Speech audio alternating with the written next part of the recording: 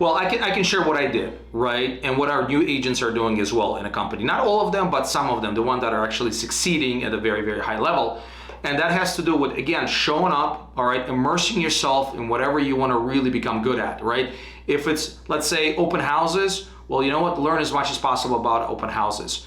Number two is getting actually out there and doing those open houses. Think about it. If you do 4 or 5 open houses a week for the next 4 weeks, are you going to get better? Absolutely. Are you going to have 1 or 2 or 3, possibly 4 good leads out of those open houses?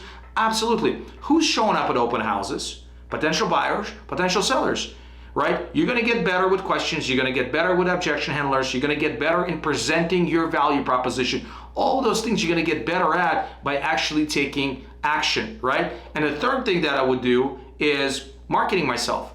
Marketing in what way, right? Open houses, door knocking, explaining to them that you're the realtor in that particular neighborhood, inviting them to the open house, leaving them with something of a value, marketing on social media platforms, IG, Facebook. Let everybody know that you're in real estate business. Let everybody know that you're a real estate sales agent. Let everybody know that you're there to help them with their real estate needs. And that's got to be done every single day.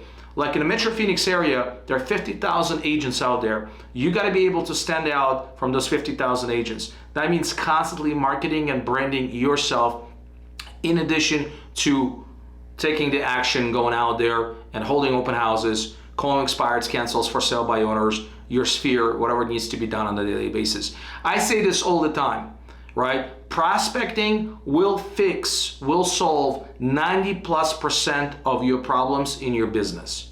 Whether you're a brand new agent, whether you're an experienced agent that's struggling right now with this market shift, whether you're a high producing agent, whether you're a team leader or a broker owner, it doesn't matter. Prospecting for buyers, sellers, or agents will fix most of your problems in a business.